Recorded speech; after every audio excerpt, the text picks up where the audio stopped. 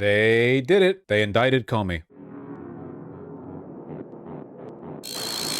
Comey the homie. We don't like him, to be clear. Former FBI Director James Comey is now the first senior government official to face charges in one of President Trump's biggest grievances, the 2016 Russia investigation.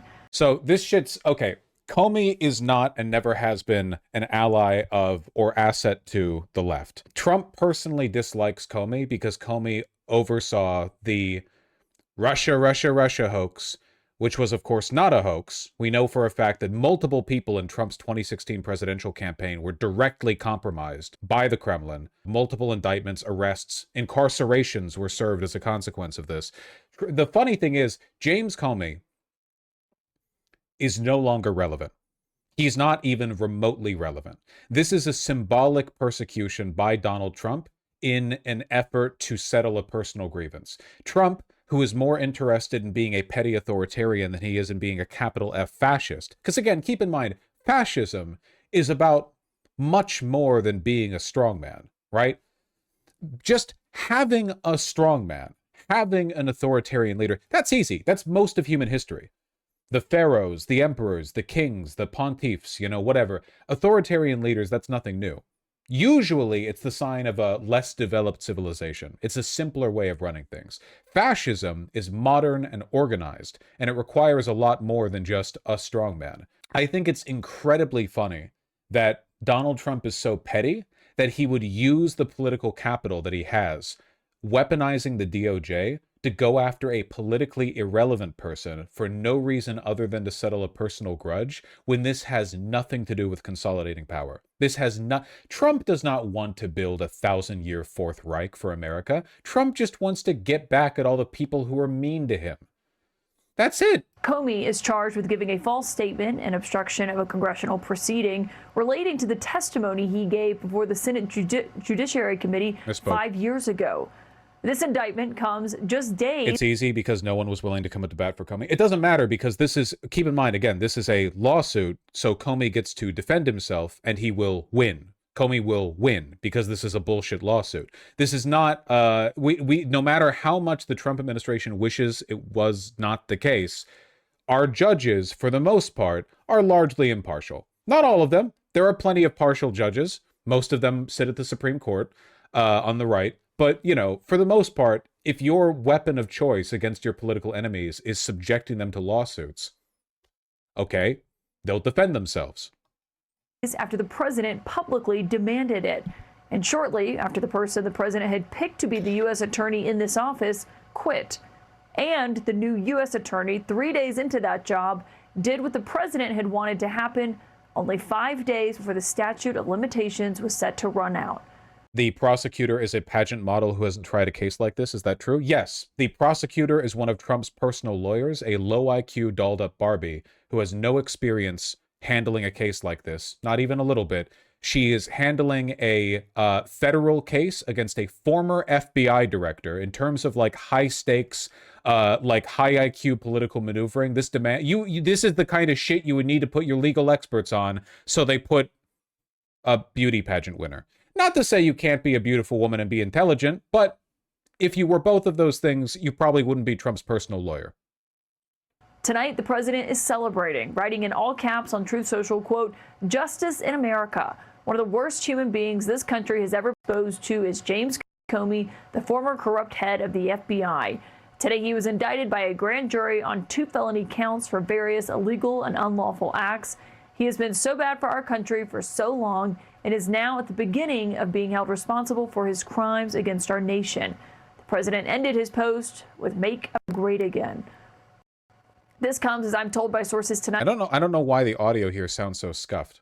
That James Comey is expected to surrender tomorrow morning. We'll be watching, obviously, that appearance very closely. But the former director of the FBI has already made quite clear tonight that he's prepared to fight these charges. My family and I have known for years that there are costs to standing up to Donald Trump, but we couldn't imagine ourselves living any other way. We will not live on our knees, and you shouldn't either. Somebody that I love dearly recently said that fear is the tool of a tyrant, and she's right. But I'm not afraid. And I hope you're not either. I hope instead you are engaged, you are paying attention, and you will vote like your beloved country depends upon it. Jesus Christ. Well, you know. Which it does. My heart is broken for the Department of Justice, but I have great confidence in the federal judicial system, and I'm innocent. So let's have a trial and keep the faith. The irony of this is that Comey's legal team has ammunition to claim that Trump has poisoned any conceivable jury by his public statement. Yeah, it definitely does not help the federal government's case that Trump is basically wiping his ass all over Truth Social, going, I chose him specifically because I hate him and he's evil and he's evil. Like, it's definitely not, you know, definitely not going to help in the case. Comey's going to have some very good lawyers on his team. Comey saying he's prepared for this to go to trial. We'll see if that happens. And of course, this comes after the president had made no secret of his plan to try to make this day happen when he was running for re-election. So much so that I actually asked former director James Comey about this more than a year ago and whether or not he thought this day would ever come. Do you believe that Donald Trump will come after you personally? Black on black, or charcoal on black. If he's reelected? Makes you look like a waiter. Maybe. I mean, he spent 4 years coming after me. I think all I ended up with was a $400 tax refund, which is great. I guess I overpaid my taxes. Real black on black crime. I'm going to steal that. That's very good. That's very good. Me, I have the resources and the friends, and I know how things work. I can defend myself. I really worry about the people who have less of that than I do, the people making the cases, the career civil servants who are prosecutors and judges who are the bedrock of our... Jesus Christ, he's such a fucking liberal. He's a conservative, but he's a liberal. He's literally a rhino. Whatever. Trump hates Comey because Comey is 6'8". Is he really 6'8"? Holy shit. No fucking wonder they made him head of the FBI. Oh my God. I thought this image of him with Trump was like a camera angle thing. But now that I'm looking at the length of his jacket, no, his waist begins here where Trump stops. And Trump's still pretty tall. Jesus. See, this is the kind of governance that we need. We need to be ruled over by tall people. I think this is what the founding fathers would have wanted. I had no idea he was this tall. People should talk about this more often. This is the warrior society stuff that Hegseth is always prattling on about, you know? Warrior ethos demands this guy be in charge. But the black dress shirt. Barron Trump is 6'9". Yeah, 2032 is just going to be James Comey and Barron Trump going up against each other. They're both going to be looking normal next to each other on the debate stage, and then like a moderator's going to walk forward. It's going to be a 5'6" woman, and she's going to look like an Oompa Loompa. It is true statistically the taller presidential candidate wins more often, especially, well, since TV became a thing. Really? Oh yeah. Wasn't Lincoln like 6'5"? Yeah, that's why he won. Our rule of law, they are the people who will be most at threat. I want to get straight to CNN's senior justice correspondent, Evan Perez, who's following this closely. Evan, obviously, we've seen this indictment now. It's just about 2 pages. It's quite brief, actually. As you combed through it, what stood out to you? Yeah, no, the bare bones nature of this charge, of this indictment really stands out.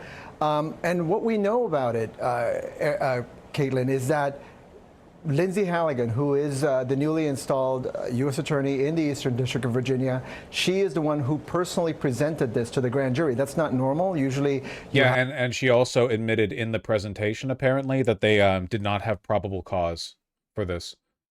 Have career assistant U.S. attorneys who make these presentations to the grand jury. In this case, we know that there were concerns that were raised by the career lawyers in that office who did not believe that this was a case that they could bring to fruition. And so, I just realized I don't care about this. I care way more about the clothes that are sitting next to me. Hey, listen, man. We'll see how it goes.